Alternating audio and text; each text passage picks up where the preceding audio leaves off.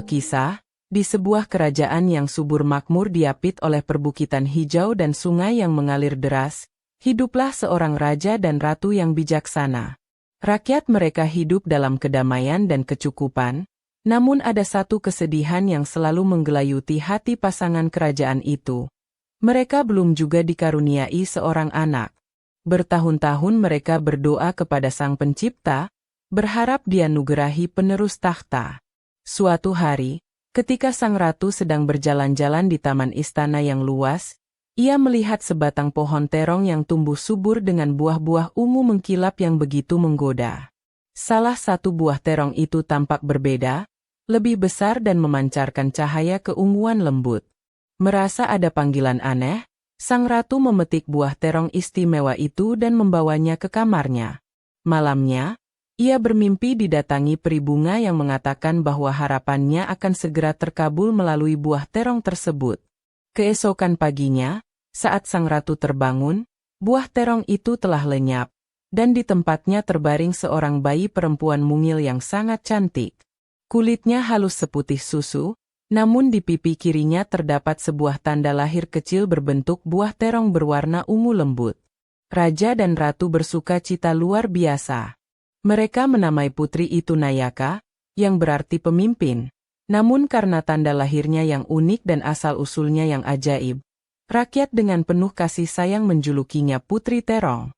Putri Terong tumbuh menjadi gadis yang jelita, baik hati, dan sangat menyukai tanaman, terutama terong. Ia sering menghabiskan waktunya di kebun istana, merawat berbagai jenis terong dengan penuh kasih. Tanda lahir di pipinya seolah menjadi simbol kedekatannya dengan alam dan kesederhanaan, meskipun ia seorang putri kerajaan. Ia tidak pernah merasa malu dengan julukannya, malah merasa itu adalah bagian istimewa dari dirinya. Sang raja dan ratu mendidiknya dengan penuh cinta dan kebijaksanaan. Mereka mengajarkan bahwa kebaikan hati dan kerendahan hati adalah perhiasan terindah seorang putri. Putri Terong tumbuh menjadi sosok yang dicintai semua orang, bukan hanya karena kecantikannya, tetapi juga karena sifatnya yang ramah dan suka menolong sesama, tanpa memandang status sosial. Namun, di balik kebahagiaan itu, sebuah ramalan kuno mulai berbisik di antara para tetua kerajaan.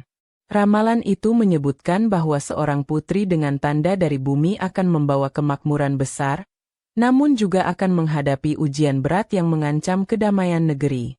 Tanda lahir Putri Terong dianggap sebagai pemenuhan ramalan tersebut. Jauh di pegunungan utara yang gelap dan tandus, hiduplah seorang penyihir jahat bernama Forlak. Ia membenci keindahan, kesuburan, dan kebahagiaan. Kabar tentang Putri Terong dan kemakmuran kerajaan tempat ia tinggal sampai ke telinganya. Forlak merasa iri dan murka. Ia percaya bahwa kekuatan alam yang melahirkan Putri Terong seharusnya menjadi miliknya. Ia bersumpah akan merebut keajaiban itu dan membawa kegelapan ke seluruh negeri. Suatu malam, Forlak merapalkan mantra kuno. Asap hitam membubung dari guanya, menyebar ke seluruh kerajaan. Perlahan tapi pasti, tanah mulai mengering. Sungai-sungai menyusut, tanaman layu, dan panen gagal. Langit yang biasanya biru cerah kini sering tertutup awan kelabu. Kekeringan parah melanda, dan rakyat mulai menderita kelaparan serta putus asa. Sang raja mencoba berbagai cara untuk mengatasi bencana ini, namun tak ada yang berhasil. Putri Terong merasa sangat sedih melihat penderitaan rakyatnya. Kebun terong kesayangannya pun ikut merana. Ia merasa ada hubungannya antara bencana ini dengan dirinya, mengingat ramalan kuno yang pernah ia dengar. Setiap malam, ia berdoa kepada Sang Pencipta, memohon petunjuk dan kekuatan untuk membantu negerinya. Forlak, melalui bola kristalnya, melihat kesedihan Putri Terong dan penderitaan rakyat. Ia tertawa jahat, merasa rencananya berjalan mulus. Ia menunggu saat yang tepat untuk muncul dan menawarkan bantuan palsu, dengan syarat Putri Terong menyerahkan diri atau sesuatu yang berharga darinya. Para penasihat kerajaan mulai berbisik-bisik, mengaitkan bencana ini dengan keunikan sang putri. Beberapa bahkan mulai menyalahkan tanda lahirnya. Putri Terong mendengar bisikan-bisikan itu dan hatinya terluka, namun ia berusaha tegar dan tidak menunjukkan kesedihannya di depan orang tuanya. Di tengah keputusasaan, Putri Terong teringat akan mimpi sang ratu tentang peri bunga sebelum kelahirannya. Suatu malam, ia pergi ke taman istana, ke tempat pohon terong ajaib dulu tumbuh. Dengan hati tulus, ia memainkan sebuah lagu sedih menggunakan suling bambu sederhana, mengungkapkan kerinduannya akan kesuburan negerinya. Tiba-tiba, seberkas cahaya lembut muncul, dan sesosok peri bunga kecil dengan sayap berkilauan hadir di hadapannya. Peri bunga itu bernama Lilia. Ia memberitahu Putri Terong bahwa kekeringan ini disebabkan oleh sihir jahat Forlak yang iri dengan kekuatan kehidupan yang ada pada sang putri dan negerinya. Satu-satunya cara untuk mengalahkan Forlak dan mengembalikan kesuburan adalah dengan menemukan air mata embun abadi, yang tersembunyi di puncak kristal, gunung tertinggi di ujung dunia, yang dijaga oleh berbagai makhluk gaib. Lilia menjelaskan bahwa perjalanan itu sangat berbahaya dan penuh rintangan. Namun, ia juga mengatakan bahwa tanda lahir Putri Terong bukanlah kutukan, melainkan anugerah. Itu adalah simbol koneksinya dengan kekuatan bumi yang murni, yang akan membantunya dalam perjalanan. Peri bunga itu memberinya sebuah biji terong emas kecil. Ini adalah biji harapan. Tanamlah di saat kau merasa paling putus asa, dan ia akan menunjukkan jalannya. Dengan tekad bulat untuk menyelamatkan kerajaannya, Putri Terong memutuskan untuk melakukan perjalanan berbahaya itu. Ia tidak ingin melihat rakyatnya terus menderita. Diam-diam, tanpa memberitahu siapapun kecuali kedua orang tuanya yang meski berat hati akhirnya memberikan restu, ia meninggalkan istana pada suatu dini hari, hanya berbekal pakaian sederhana, sedikit makanan, suling bambunya, dan biji harapan dari peri Lilia. Perjalanannya dimulai dengan melintasi hutan belantara yang gersang dan penuh bahaya. Ia harus menghindari binatang buas dan jebakan alam. Namun, kebaikan hatinya dan kemampuannya berkomunikasi dengan alam secara naluriah seringkali menolongnya. Burung-burung menunjukkan arah, dan akar-akar pohon seolah memberi pijakan di jalan yang sulit. Setelah beberapa minggu berjalan, Putri Terong tiba di sebuah padang gurun yang luas. Panas matahari menyengat, dan persediaan airnya hampir habis. Ketika ia hampir pingsan karena kehausan dan kelelahan, seekor elang besar turun dari langit dan mendarat di dekatnya. Elang itu kemudian berubah wujud menjadi seorang pangeran muda yang tampan dan gagah, dengan mata setajam elang. Pangeran itu memperkenalkan dirinya sebagai Pangeran KL dari Kerajaan Langit Biru, sebuah kerajaan yang terletak di balik pegunungan tinggi. Ia dikutuk oleh seorang penyihir menjadi elang di siang hari karena menolak lamarannya, dan hanya bisa kembali menjadi manusia di malam hari atau di tempat yang sangat terpencil. Ia melihat Putri Terong dari atas dan merasakan ketulusan serta keputusasaan sang putri. Pangeran KL, dalam wujud manusianya, memberikan air dan makanan kepada Putri Terong. Ia mendengarkan cerita sang putri tentang misinya mencari air mata embun abadi. Ternyata, kerajaan Pangeran KL juga terkena dampak sihir Forlak, meskipun tidak separah kerajaan Putri Terong. Pangeran KL memutuskan untuk membantu Putri Terong, karena ia percaya bahwa dengan mengalahkan Forlak, kutukannya juga bisa terpatahkan. Mereka melanjutkan perjalanan bersama. Di siang hari, Pangeran KL dalam wujud elangnya terbang di atas, mengawasi dan melindungi Putri Terong dari bahaya. Di malam hari, mereka berbagi cerita, saling menguatkan, dan benih-benih perasaan mulai tumbuh di antara mereka. Pangeran KL terpesona oleh keberanian, kebaikan hati, dan kesederhanaan Putri Terong, sementara Putri Terong mengagumi keteguhan, kebijaksanaan, dan tatapan lembut sang pangeran. Ikatan persahabatan yang tulus terjalin, memberikan kekuatan baru bagi keduanya. Mereka menghadapi berbagai rintangan bersama, dari badai pasir hingga serangan makhluk gurun yang ganas. Putri Terong sering memainkan sulingnya, dan alunan musiknya yang menyentuh seolah menenangkan alam dan memberikan harapan di tengah kesulitan. Perjalanan membawa mereka ke lembah bayangan, Sebuah tempat gelap dan menyesakkan yang dikuasai oleh ilusi dan ketakutan. Forlak, yang merasakan kehadiran mereka, mengirimkan berbagai makhluk bayangan dan menciptakan ilusi untuk mematahkan semangat mereka. Putri Terong mulai merasa putus asa. Ia melihat bayangan rakyatnya yang kelaparan, orang tuanya yang bersedih, dan dirinya yang gagal. Pangeran KL, meskipun juga terpengaruh oleh ilusi, berusaha menguatkan Putri Terong. Namun, kekuatan sihir Forlak di lembah itu sangat kuat.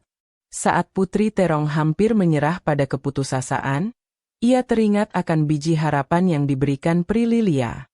Dengan tangan gemetar, ia mengeluarkan biji terong emas itu dan menanamnya di tanah lembah yang kering dan gelap. Ia menyiraminya dengan sisa air matanya yang jatuh karena kesedihan dan harapan. Ajaibnya, biji itu langsung tumbuh dengan cepat, memancarkan cahaya keemasan yang hangat. Cahaya itu mengusir bayangan-bayangan jahat dan menghancurkan ilusi yang diciptakan Forlak. Dari tanaman emas itu, muncul sebuah peta cahaya yang menunjukkan jalan keluar dari lembah bayangan dan rute menuju puncak kristal. Kekuatan harapan ternyata lebih kuat dari sihir keputusasaan. Melihat keajaiban itu, semangat Putri Terong dan Pangeran KL kembali berkobar. Mereka menyadari bahwa harapan, sekecil apapun, bisa menerangi jalan di tengah kegelapan. Mereka mengikuti peta cahaya itu, dan akhirnya berhasil keluar dari lembah bayangan yang menyeramkan. Pengalaman di lembah bayangan semakin mempererat hubungan mereka. Pangeran KL semakin yakin bahwa Putri Terong adalah sosok istimewa yang dipilih untuk misi besar ini. Putri Terong pun merasa bahwa Pangeran KL adalah anugerah yang dikirimkan Sang Pencipta untuk menemaninya. Setelah melewati berbagai rintangan lagi, termasuk sungai lava dan hutan berduri, Putri Terong dan Pangeran KL akhirnya tiba di kaki puncak kristal.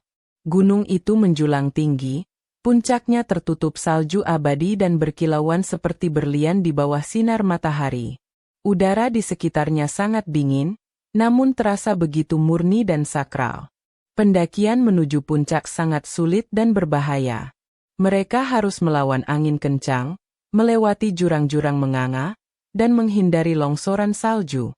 Namun, dengan saling membantu dan didorong oleh tekad yang kuat, mereka terus mendaki. Tanda lahir Putri Terong seolah memancarkan kehangatan, melindunginya dari dingin yang menusuk tulang. Akhirnya, mereka sampai di puncak. Di sana, terdapat sebuah gua es yang indah. Di tengah gua, di atas sebuah altar kristal, berkilaulah air mata embun abadi. Itu adalah setetes air murni yang memancarkan cahaya pelangi, seolah menyimpan semua keindahan dan kesucian alam. Namun, di depan altar itu, duduklah sesosok naga es raksasa, sang penjaga air mata embun abadi. Naga es itu terbangun oleh kedatangan mereka. Matanya yang biru berkilat tajam. Siapa kalian yang berani mengganggu ketenanganku dan mendekati air mata embun abadi? Suara naga itu menggema di seluruh gua. Pangeran KL bersiap untuk bertarung, namun Putri Terong menahannya. Ia maju selangkah dengan hormat. Wahai naga penjaga yang agung, kata Putri Terong dengan suara lembut namun tegas. Kami datang bukan untuk mencuri, melainkan memohon pertolongan. Negeri kami dilanda kekeringan akibat sihir jahat. Kami membutuhkan air mata embun abadi untuk mengembalikan kehidupan. Ia menceritakan semua penderitaan rakyatnya dan tujuan mulianya. Naga es mendengarkan dengan saksama, menatap langsung ke mata Putri Terong, seolah mencari kebenaran di dalam hatinya. Naga es, setelah mendengar kejujuran Putri Terong dan melihat tanda lahirnya yang unik, berkata, "Aku melihat ketulusan di hatimu, Putri. Air mata embun abadi hanya bisa diambil oleh dia yang memiliki hati semurni embun pagi dan terhubung dengan jiwa bumi. Kau boleh mengambilnya."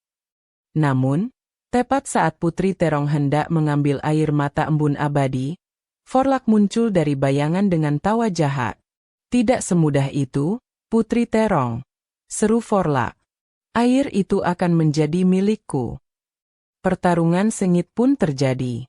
Forlak mengeluarkan semua sihir gelapnya, menyerang Putri Terong dan Pangeran KL. Pangeran KL, dalam wujud elangnya, bertarung gagah berani melawan makhluk-makhluk bayangan yang dipanggil Forlak. Naga es juga membantu, menyemburkan api biru es ke arah penyihir jahat itu. Di tengah kekacauan, Forlak berhasil melukai Pangeran KL dan menjatuhkan naga es. Ia kemudian mengarahkan serangan sihir terkuatnya ke Putri Terong yang sedang berusaha melindungi air mata embun abadi. Saat itulah, sebuah kejutan terjadi. Tanda lahir di pipi Putri Terong tiba-tiba bersinar sangat terang, memancarkan perisai energi keunguan yang menahan serangan Forlak. Kekuatan bumi yang selama ini terpendam dalam dirinya bangkit. Putri Terong menyadari bahwa tanda lahirnya bukan hanya simbol, tapi juga sumber kekuatannya. Namun, kekuatan Forlak terlalu besar. Saat penyihir itu hendak melancarkan serangan terakhir, Pangeran KL, yang terluka parah, dengan sisa kekuatannya berubah menjadi manusia dan melompat ke depan Putri Terong, menerima serangan itu untuknya. Tubuh Pangeran KL terkulai lemas. Putri Terong menjerit pilu. Kemarahan dan kesedihan memberinya kekuatan luar biasa. Ia mengambil air mata embun abadi, dan menggabungkannya dengan energi dari tanda lahirnya. Sebuah cahaya putih keunguan yang dahsyat memancar, menghantam Forlak. Penyihir jahat itu menjerit kesakitan saat sihir gelapnya dilenyapkan, dan tubuhnya hancur menjadi debu. Kegelapan di puncak kristal sirna. Dengan lenyapnya Forlak, kutukan Pangeran KL pun terangkat sepenuhnya. Namun, ia terbaring tak sadarkan diri karena luka parah akibat serangan terakhir Forlak. Putri Terong menangis, memeluk Pangeran KL. Air matanya yang tulus jatuh di wajah sang pangeran. Ajaibnya, air mata embun abadi yang masih dipegang Putri Terong bereaksi terhadap air mata cinta sejatinya. Cahaya lembut dari air mata embun abadi menyelimuti Pangeran KL, menyembuhkan luka-lukanya. Perlahan, Pangeran KL membuka matanya. Naga es tersenyum bijaksana. Cinta sejati dan pengorbanan adalah sihir terkuat, Putri. Putri Terong dan Pangeran KL berpelukan erat, menyadari betapa dalam perasaan mereka satu sama lain. Mereka membawa air mata embun abadi kembali ke kerajaan Putri Terong. Begitu air suci itu menyentuh tanah kerajaan, keajaiban terjadi. Hujan mulai turun, sungai-sungai kembali mengalir, tanaman menghijau, dan kesuburan kembali ke seluruh negeri. Rakyat bersorak gembira, menyambut pahlawan mereka. Kerajaan Langit Biru, negeri Pangeran KL, juga merasakan dampak positifnya. Putri Terong tidak lagi dipandang hanya karena tanda lahirnya, melainkan sebagai penyelamat yang berani dan bijaksana. Julukan, Putri Terong, kini menjadi simbol harapan, kekuatan dari kesederhanaan, dan cinta pada alam. Ia telah membuktikan bahwa keunikan adalah anugerah. Tak lama kemudian, pernikahan agung dilangsungkan antara Putri Terong dan Pangeran KL, menyatukan dua kerajaan dalam cinta dan persahabatan. Mereka memerintah dengan adil dan bijaksana, selalu mengingat pelajaran berharga dari perjalanan mereka. Pesan moral dari kisah ini adalah bahwa kebaikan hati, keberanian, cinta sejati, dan menerima keunikan diri adalah kekuatan terbesar. Dan bahwa dari sesuatu yang tampak sederhana seperti Terong, bisa lahir keajaiban dan kepahlawanan yang luar biasa. Kerajaan pun hidup makmur dan bahagia selamanya, di bawah lindungan Sang Pencipta dan cinta kasih pemimpin mereka.